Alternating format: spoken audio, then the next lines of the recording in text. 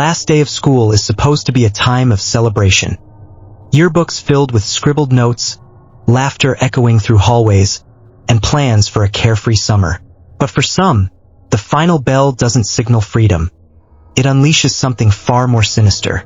From unexplained shadows lurking in empty classrooms to pranks gone terribly wrong, the last day of school can hold secrets best left undiscovered. These are the stories that turn summer daydreams into sleepless nights. Welcome to Last Day of School Horror Stories. The last day of school was always chaotic. Lockers slamming, students yelling their summer plans, and teachers barely holding it together until dismissal. But for Clara Jackson, a junior at Franklin High, it was a day she dreaded. Something about that old school building always felt off. The creaking wooden floors, the flickering lights in the east wing, and the way sound seemed to echo too long in the hallways. Clara couldn't shake the feeling that the school held secrets. As she shoved her last textbook into her bag and prepared to leave, she heard it. A faint, melodic humming. It came from the direction of the abandoned auditorium, long closed due to safety concerns after a fire a decade ago. Most students avoided it, but Clara's curiosity got the better of her. Her footsteps echoed as she approached the heavy, chained double doors. The humming stopped. She held her breath. Then, the faint sound of children laughing drifted through the air. It was soft at first, like a memory, but quickly grew louder and more chaotic, reverberating in the empty hallway. "Hello," Clara called, her voice trembling. The laughter stopped abruptly, replaced by the sharp sound of footsteps, coming from behind her. She spun around, but no one was there. Her chest tightened. Then, she noticed something strange. Her shadow, cast by the flickering hallway light, seemed to be moving independently, stretching toward the locked doors as though drawn to whatever was inside.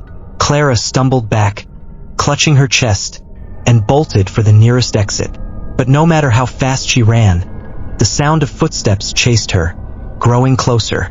When she finally burst outside, the warm summer air hit her face, and the sounds vanished. She thought she was safe until she glanced at her reflection in the glass doors. Behind her stood a figure, its face obscured but its outline unmistakable. It raised a hand as if waving goodbye, then faded into nothing. Clara couldn't shake the eerie events from the last day of school. The memory of the shadow and the figure in the glass door replayed in her mind every night, leaving her restless. She had convinced herself it was just exhaustion and her overactive imagination. But when her phone buzzed with a text from an unknown number 3 days into summer break, everything changed. "You shouldn't have run. Now it knows who you are." She froze, her fingers trembling as she reread the message. Her instinct was to block the number, but curiosity got the better of her. "Who is this?" she typed back. No response. Instead, a minute later, her phone buzzed again, this time with an image. It was grainy and dark, but she recognized the scene immediately. The chained auditorium doors at Franklin High. Determined to understand what was happening, Clara decided to visit her friend Evan, the school's amateur historian and conspiracy theorist. Evan had spent countless hours digging through old school archives for his blog, Franklin Files. If anyone could help, it was him. When Clara arrived at Evan's cluttered bedroom, she didn't even have to explain. "You saw something, didn't you?" he asked, as if expecting her. She nodded. "It was at the auditorium. Something weird happened, and now I'm getting messages." Evan smirked nervously, pulling a dusty leather-bound book from his desk drawer. "You're not the first," he said. "I found this in the school archives last semester, but I didn't tell anyone because, well, I didn't think anyone would believe me."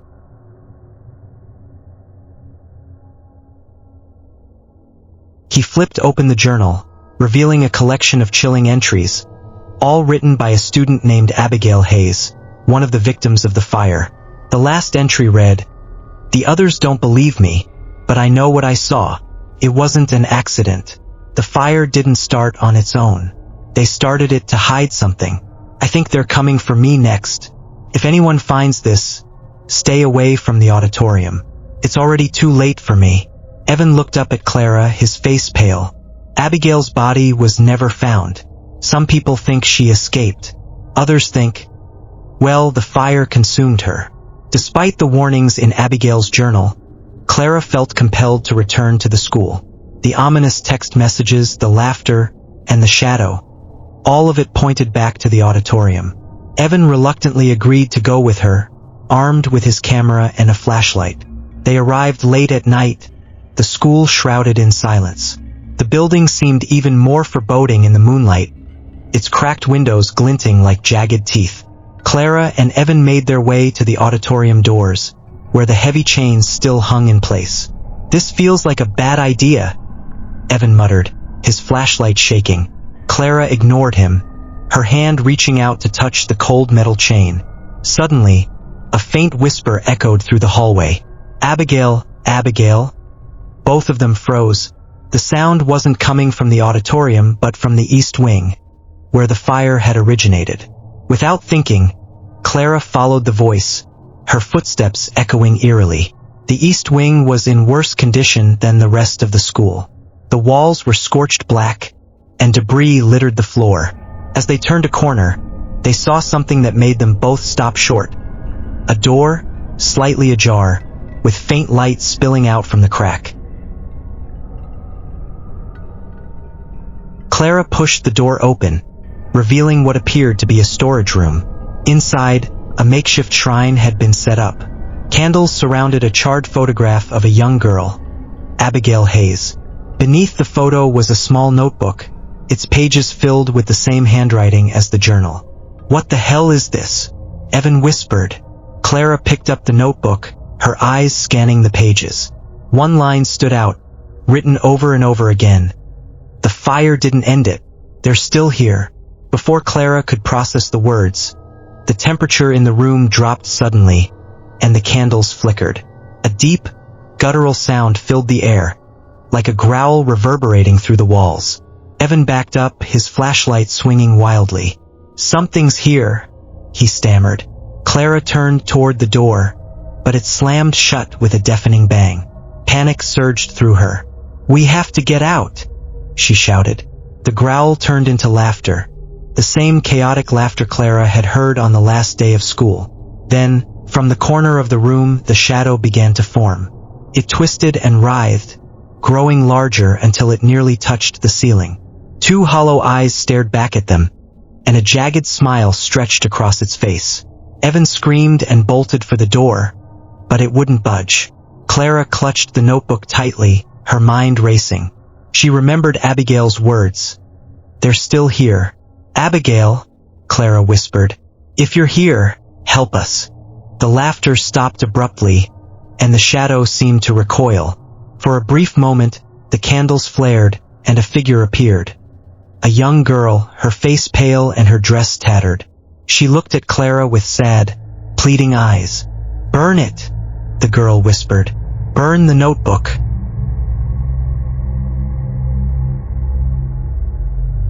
Clara hesitated, but the shadow began advancing again, its tendrils reaching toward her.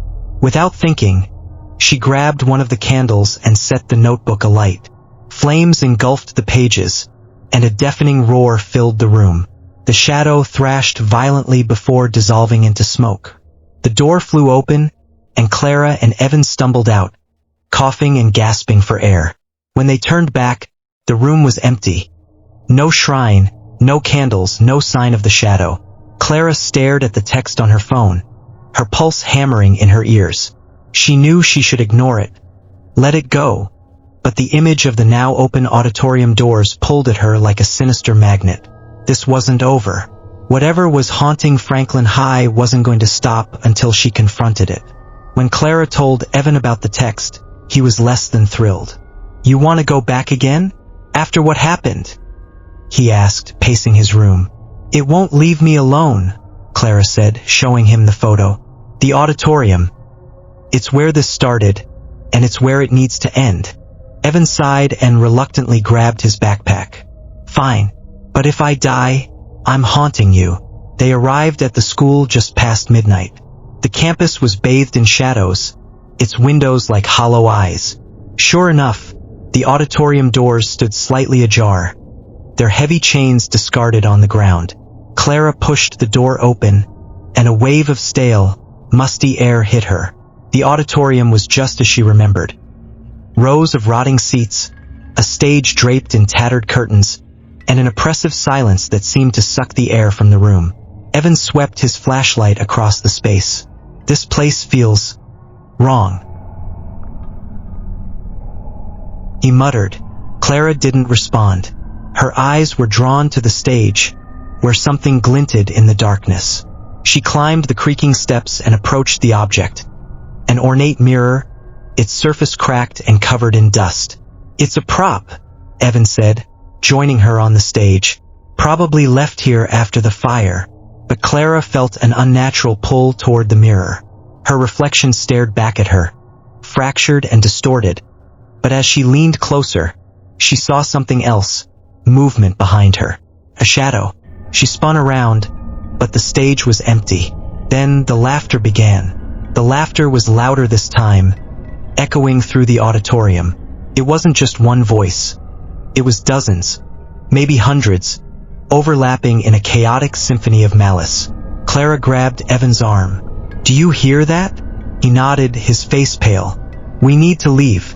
Now." But as they turned to run, the doors slammed shut with a thunderous bang.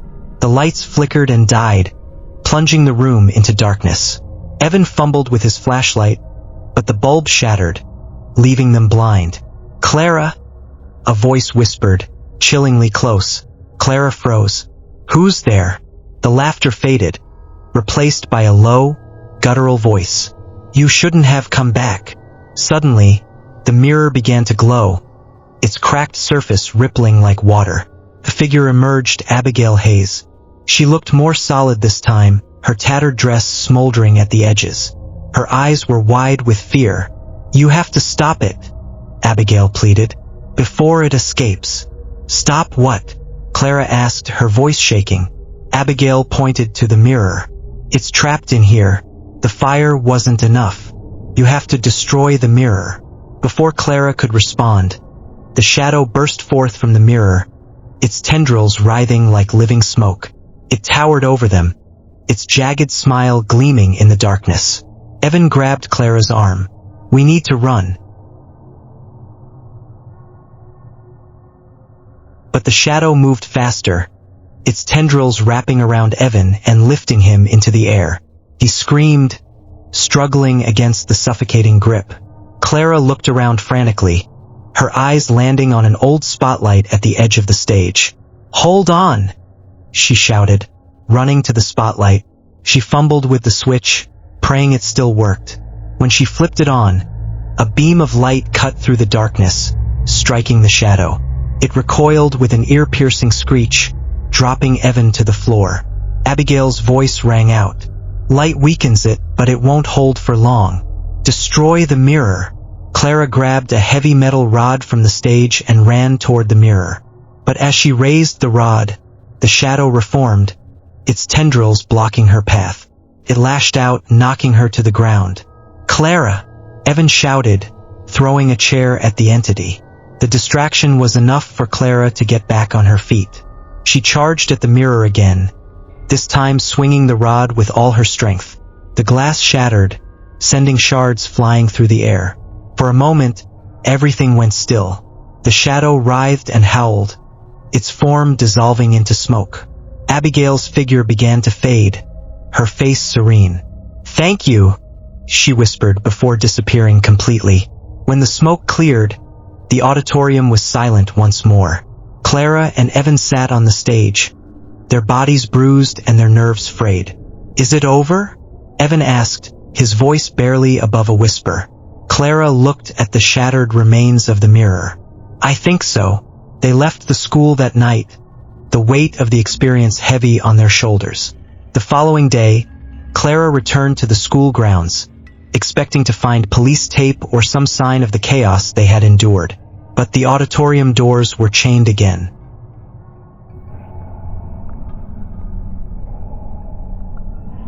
As if nothing had ever happened. Weeks later, as Clara tried to move on, she received another text. Her stomach dropped when she saw the sender. The same unknown number. The message contained no words, just an image of a new mirror. This one pristine and unbroken, sitting in the corner of an unfamiliar room. Beneath the image was a single line of text. It's not over. This conclusion leaves just enough ambiguity to keep listeners on edge, suggesting the entity isn't fully defeated. It ties up major plot points while leaving room for future storytelling if desired.